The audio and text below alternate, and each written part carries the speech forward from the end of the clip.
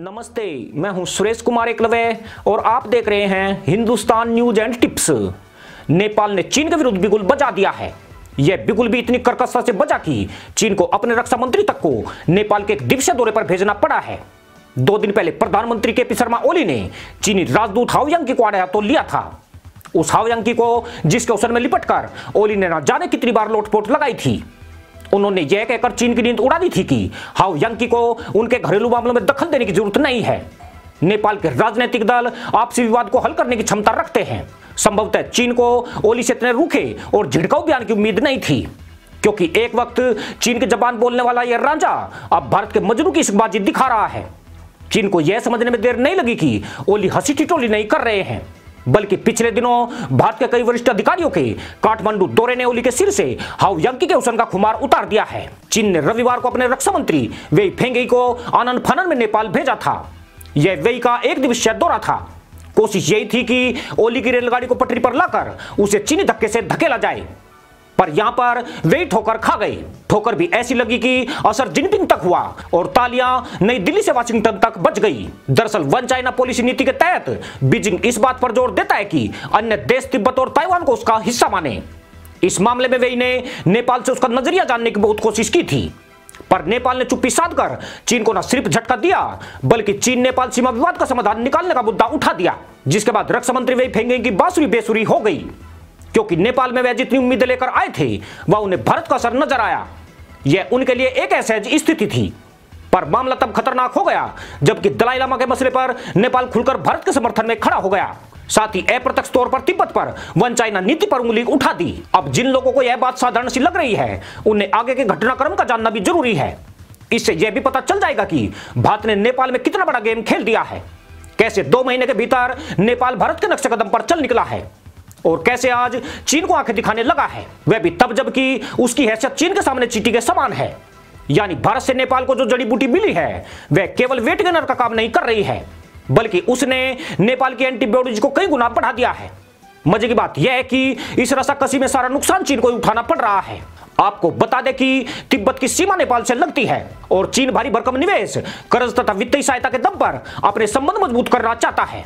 चीन इस हिमालयी राष्ट्र पर यह दबाव भी बढ़ाता रहा है कि वह भारत से अपने संबंध सीमित करे और चीनी कंपनियों को ज्यादा से ज्यादा कॉन्ट्रैक्ट उपलब्ध कराए। इसके लिए चीनी सरकार ने नेपाल में काफी बड़ा इन्वेस्टमेंट किया है, पर अंततः भारत ने नेपाल को चीनी चालबाजियां समझाकर उसे काफी हद तक बचा लिया है।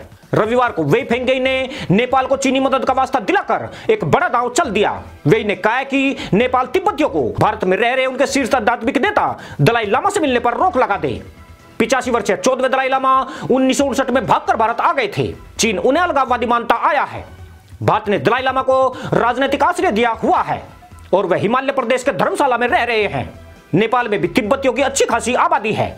यह तिब्बती बौद्ध दलाई लामा से मिलने भारत में आते रहते हैं। चीन अपना दबाव बढ़ाकर तिब्बतियों को भारत में आने से रोकना चाहता है, पर हैरानी की बात यह है कि नेपाल ने इस मामले में तिब्बतियों का पक्ष लिया है और यह मुद्दा उनका धार्मिक मसला और चीन का अपना मामला बताकर परोक्ष रूप से भारत का समर्थन कर दिया।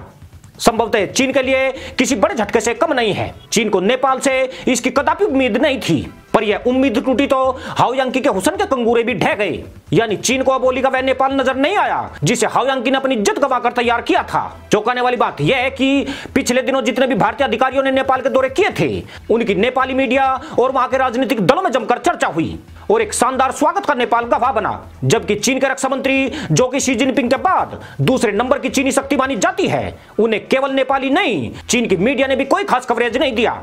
इससे यह भी स्पष्ट हो गया कि चीन समझ गया है कि इस पहाड़ी देश पर मोदी कूटनीति का शिकंजा कस चुका है और अब इसके चीनी पाले में रहने की उम्मीद न के बराबर है।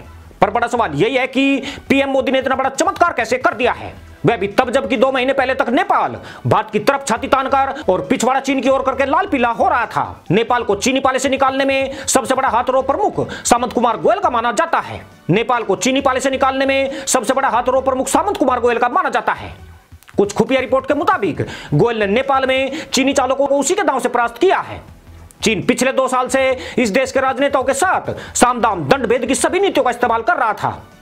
चीन के इन कामों को आगे बढ़ाने का जिम्मा चीनी राजदूत हाओ यांकी को सौंपा गया था, जिसमें उसके साथ चीनी खुफिया एजेंसी MSS के 16 से ज्यादा एजेंट नेपाल में काम कर रहे थे। मीडिया रिपोर्ट के मुताबिक चीन ने हनी ट्रैप और पैसे के लालच के दम पर 2 दर्जन से ज्यादा नेपाली नेताओं को पूरी तरह अपना ताबेदार बना लिया था।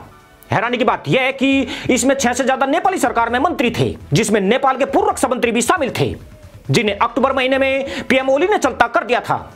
चर्चा यह भी थी कि ओली भी किसी न किसी कारण से चीन के भारी दबाव में आए हुए हैं।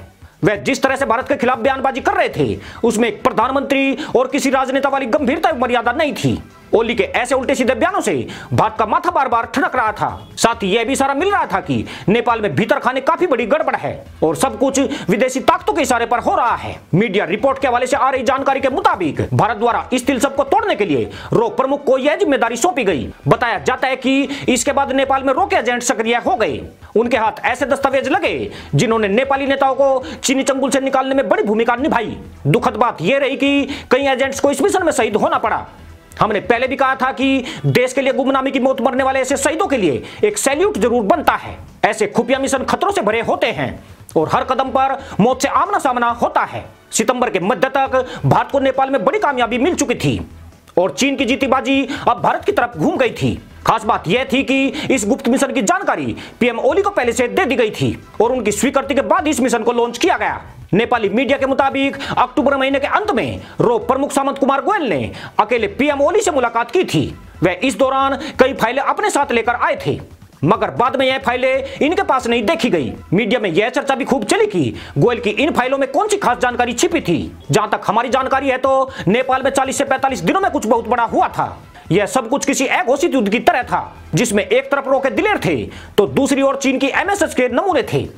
पर चूंकि नेपाली प्रधानमंत्री का समर्थन रो के साथ रहा है, इसलिए भारत का पलड़ा कहीं ज्यादा भारी था। पर मामला अभी भी खत्म नहीं हुआ है। सहमत और अपना पराया करने का खेल अभी भी नेपाल में चल रहा है। फर्क सिर्फ यही है कि पहले यह कार्य गोपनीय तरीके से चल रहा था, अब खुलकर सामने आ गया है। भारत हर्षवर्धन श्रृंगला जैसे शीर्ष अधिकारियों को नेपाल में भेज रहा है तो चीन ने अपने रक्षा मंत्री को नेपाल में भेजकर भारत को खुली चुनौती देने की कोशिश की है। यानी लड़ाई अभी भी बहुत लंबी है। पर भारत में मौजूद नरेंद्र मोदी की सरकार बेहद चतुर है। वह चीन से 10 कदम आगे जाकर सोचती है। इसी के साथ अनुमति दोस्तों, जय जवान जय किसान जय हिंद वंदे मातरम।